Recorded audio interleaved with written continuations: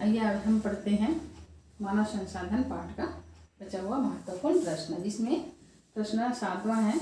इस दशक के बाद लिंगानुपात भारत में लगातार बढ़ रहा है, इसके क्या कारण हो सकते हैं? तो भारत में 1971 के दशक के बाद लिंगानुपात लगातार बढ़ रहा है, इसके क्या कारण हो सकते हैं? तो इसके निम्नलिखित कारण हैं। पहला है शिक्षा का प्रचार प्रसार का होना। भारत में आज शिक्षा के प्रचार प्रसार के कारण लोगों में क्या आई है? जागरूकता आई है, और इसी जागरूकता के कारण वो लड़के और लड़कियों में भेदभाव कम कर रहे हैं। इसके कारण हमारे यहाँ जो लिंगानुपात कम हो रहा था वो फिर बढ़ते हुए हमको दिखाई दे रही है। फिर दूसरा है लड़के व लड़कियों में भेदभाव का कम होना। भारत में अब लोगों की सोच बदली है शिक्षा के कारण, और लड़के व लड़कियों में अभी वर्तमान स्थिति में 1971 के बाद जो भेदभाव होता था वो कम दिखाई दे रहा है, जिसके कारण भी लिंगानुपात भारत में लगातार बढ़ रहा है।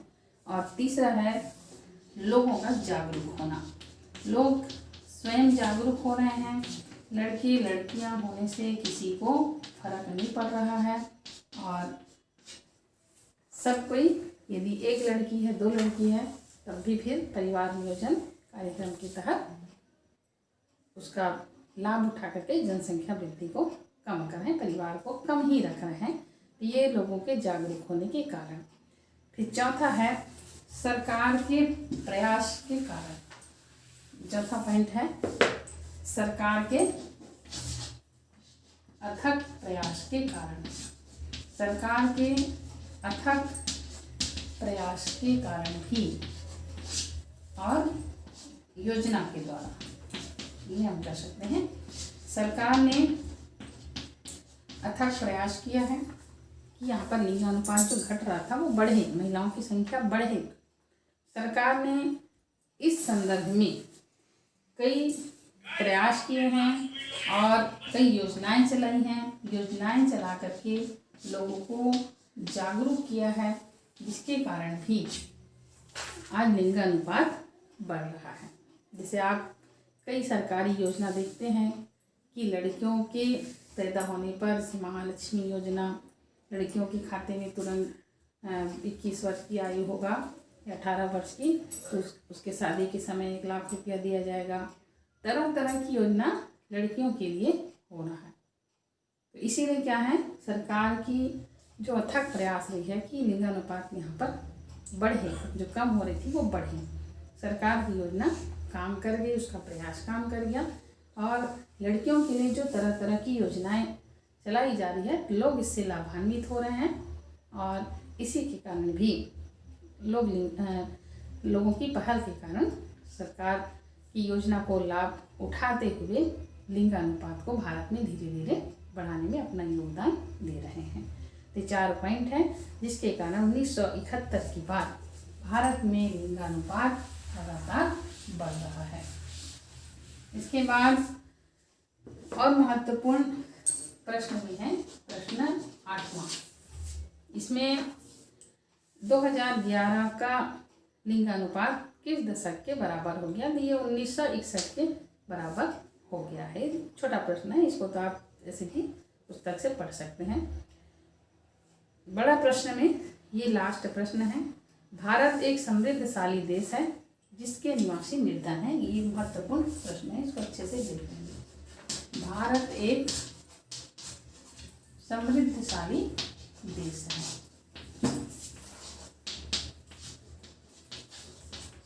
भारत एक समृद्धशाली देश है जिसके निवासी निर्धन है। इसको आपको समझाना है। जिसके निवासी निर्धन है या गरीब है। निर्धन मतलब होता है गरीब। कैसे, इसको आपको बताना है। भारत एक समृद्धशाली देश है लेकिन इसके निवासी निर्धन है। कैसे, किस प्रकार से, इसको हमको समझाना है। तो इसका उत्तर है समृद्धशाली देश है। कैसे भारत एक समृद्धशाली देश है? तो भारत के पास, जैसा कि आप सबको पता है कि हमारे यहाँ प्राकृतिक संसाधन का भंडार है। हमारे यहाँ प्राकृतिक संसाधन का अपार भंडार है, इसलिए कहा गया है कि भारत एक समृद्धशाली देश है। लेकिन इन प्राकृतिक संसाधनों का सही तरीके से दोहन करने में भारत अभी सक्षम नहीं है। इसी कारण से भारत के बारे में कहा जाता है कि ये समृद्धशाली देश है, लेकिन इसके निवासी जो है ये निर्धन है। तो इसके निर्धन होने के कई कारण हैं, जिसमें सबसे पहला तो है तीव्र जनसंख्या। तीव्र जनसंख्या। तो भारत एक समृद्धशाली देश है, हमारे यहाँ ऐसा नहीं कि दोहन नहीं हो पाता, लेकिन सही तरीके से करने में ये भी कुछ हद तक जिम्मेदार है। लेकिन प्राकृतिक संसाधनों का दोहन करने के बावजूद भी भारत आगे नहीं बढ़ पा रहा है। तो इसका पहला कारण है तीव्र जनसंख्या। हमारे यहाँ जनसंख्या की रफ्तार लगातार तेजी से बढ़ रही है।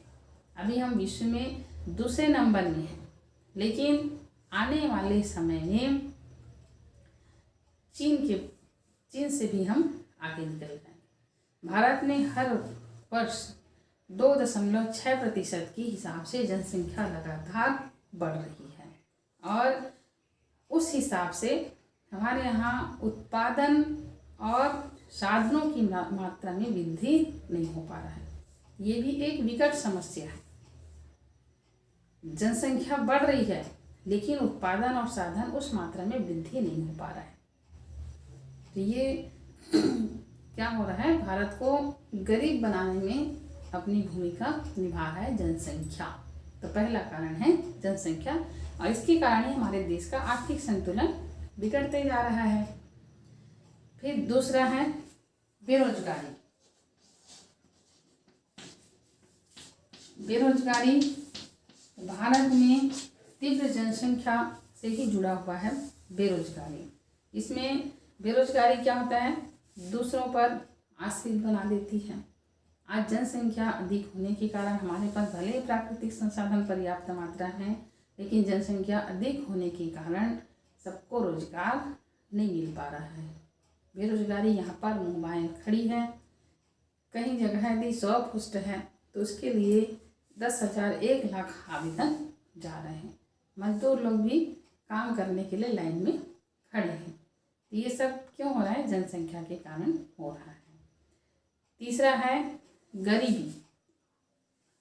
गरीबी ये भी मेन तो जनसंख्या से ही जुड़ा हुआ शब्द है। भारत भले ही एक समृद्धशाली देश है, लेकिन यहाँ पर जनसंख्या बहुत ज़्यादा है। जनसंख्या अधिक होने से बेरोजगारी आई है। बेरोजगारी अधिक होने से लोगों के घर में गरीबी छाई है। उत्पादन साधन का यहाँ पर अभाव है, जिससे क्या है, लोगों को रोजगार नहीं मिल पा रहा है, बेरोजगारी बढ़ रही है। बेरोजगारी होने के कारण गरीबी यहाँ पर बहुत मात्रा में हम देख सकते हैं। गरीबी के कारण व्यक्ति का जीवन स्तर बहुत ज़्यादा निम्न होता दिखाई देता है। और चौथा है प्राकृतिक साधनों का। हमारे यहाँ जो प्राकृतिक साधन है, संसाधन है, इसका अपूर्ण दोहन। भारत में प्राकृतिक संसाधन का तो भंडार है, लेकिन प्राकृतिक संसाधन के अपूर्ण भंडार होने के बावजूद भी यहाँ प्राकृतिक संसाधनों का दोहन सही तरीके से नहीं हो पा रहा है।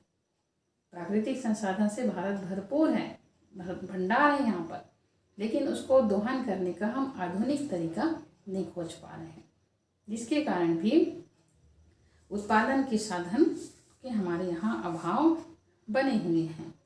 फिर भारत एक कृषि प्रधान देश है, तो कृषि में भी हम उतनी सफलता प्राप्त नहीं कर पा रहे हैं जितनी हमको करनी चाहिए।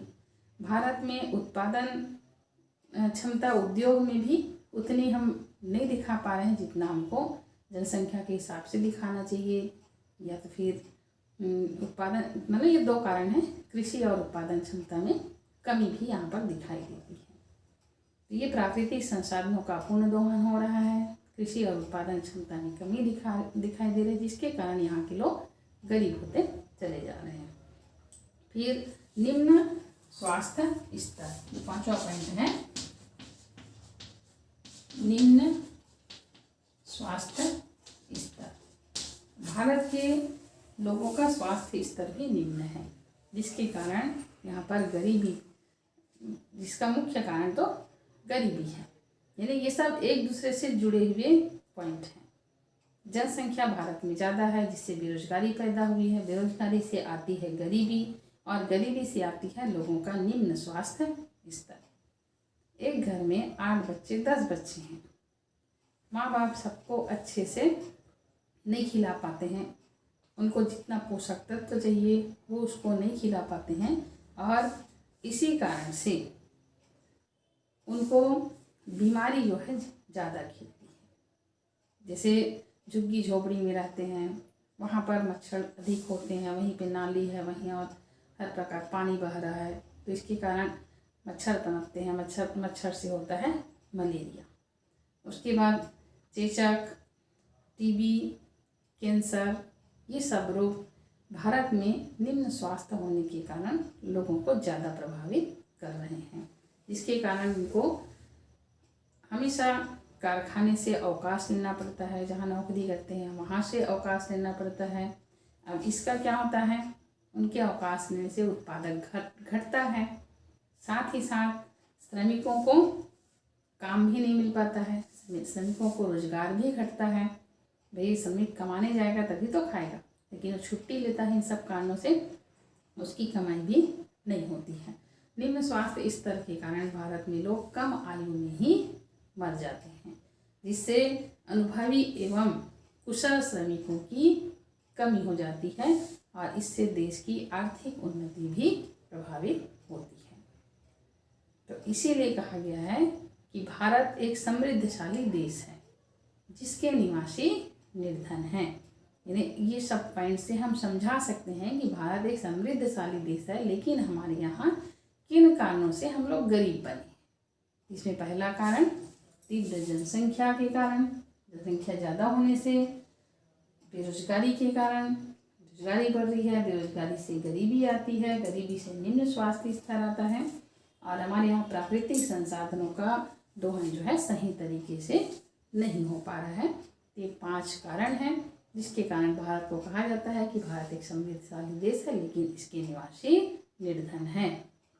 तो इस प्रकार से ये पाठ जो है इसका उत्तर अब समाप्त होता है। बाकी हम अगले वीडियो में अगले पाठ का महत्वपूर्ण प्रश्न पढ़ेंगे।